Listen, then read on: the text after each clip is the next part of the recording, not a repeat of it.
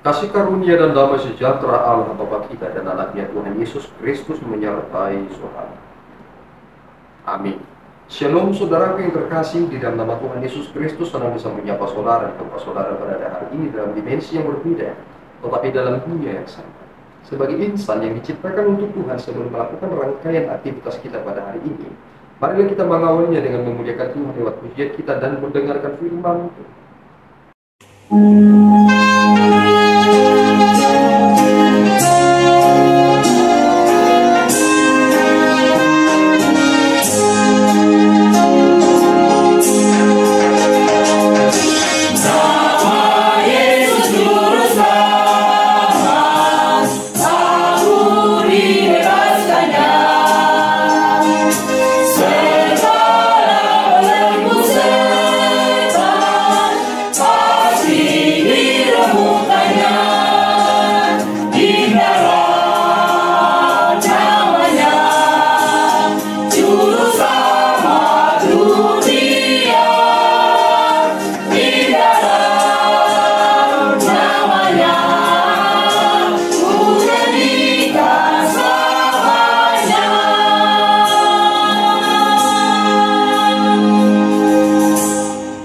Firman Tuhan pada hari ini terdapat pada Markus 13-14. Di padang gurun itu ia tinggal 40 hari lamanya, dicobai oleh iblis. Ia berada di antara binatang-binatang liar dan malaikat-malaikat melayani dia.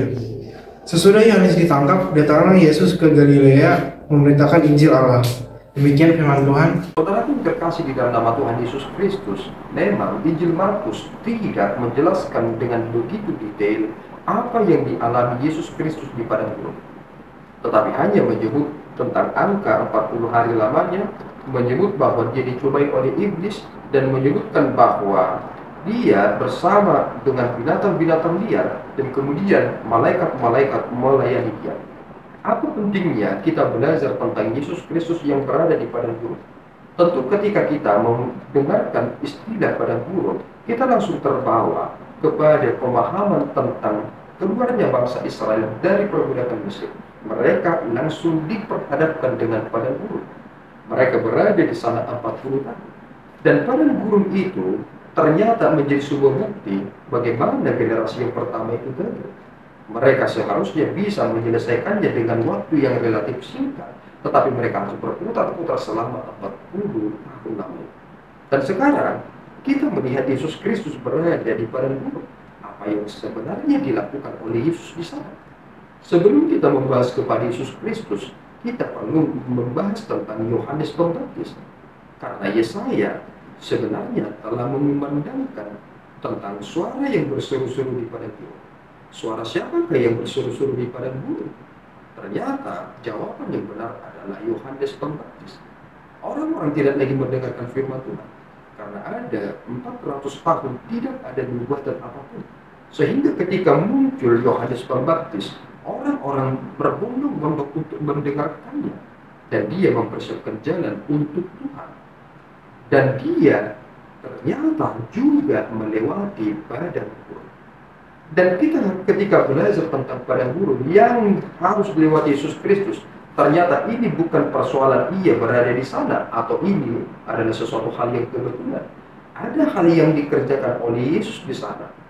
Dan di sanalah terjadi pencobaan sekaligus pengujian. Pencobaan datang dari si iblis. Dan hal yang dilakukan oleh si iblis adalah ingin menghasut Yesus tentang esensinya sebagai anak Allah. Jika engkau adalah anak Allah, jadikanlah batu ini menjadi roti. Jika engkau adalah anak Allah, jatuhkanlah dirimu dari tempat yang tinggi ini, karena malaikat akan menangkap kakimu. Jika engkau adalah anak Allah, jika engkau mau menyembah aku akan menyerahkan seluruh dunia ini kepadamu. Ternyata Yesus Kristus dapat mengalahkan pencobaan itu. Kita harus memahami, saudara, pencobaan itu akan membawa seseorang kepada kegagalan. Tetapi ketika seseorang diuji oleh Allah, Allah ingin menjadikan hal-hal yang buruk itu menjadi sesuatu yang indah. Bukankah kita menangkap ada sebuah kata-kata firman Tuhan yang mengatakan bahwa rancanganku adalah rancangan damai sejahtera, bukan rancangan kecelakaan. Bagi manusia itu adalah kecelakaan, tetapi bagi Allah itu adalah rancangan damai sejahtera. Ternyata Yesus melewati perjalanan 40 hari itu tanpa makan. Dan bahkan dikatakan dia di sana di antara binatang-binatang liar yang mungkin akan memakannya. Tetapi pada akhirnya malaikat-malaikat melayani dia karena ia mampu tahan uji. Setelah dia melewati proses itu, ternyata dia langsung tampil di Galilea setelah Yohanes ditangkap. Kemudian Yesus memberitakan Injil Allah. Di sana letak proses yang jelas. Dan Tuhan ternyata menetapkan semuanya itu untuk kebaikan kita. Bagaimana mungkin kita akan serta-merta mampu mewartakan Injil Allah jika kita bukan orang-orang yang setia dalam perkara-perkara yang kecil. Jika kita tidak setia di dalam kesusahan-kesusahan hidup, jika kita tidak setia melewati padang gurun kita akan menghadapi itu semua. Tetapi yang Tuhan inginkan adalah tetaplah tahan uji. Karena jika engkau sudah tahan uji, engkau akan menjadi pewarta kerajaan Allah. Di sana letaknya, dan kita harus mampu memenangkan perjalanan hidup ini. Tuhan Yesus memberkati. Kita berdoa.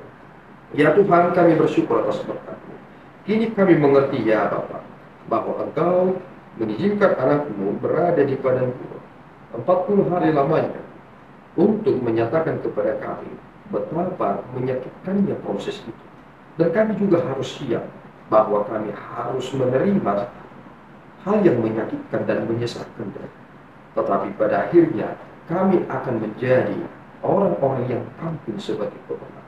Kami menyerahkan hidup kami ke dalam tangan-Mu ya Tuhan. Bentuklah kami sehingga kami menjadi pribadi-pribadi yang akan membahagiakan Tuhan di hidup kami.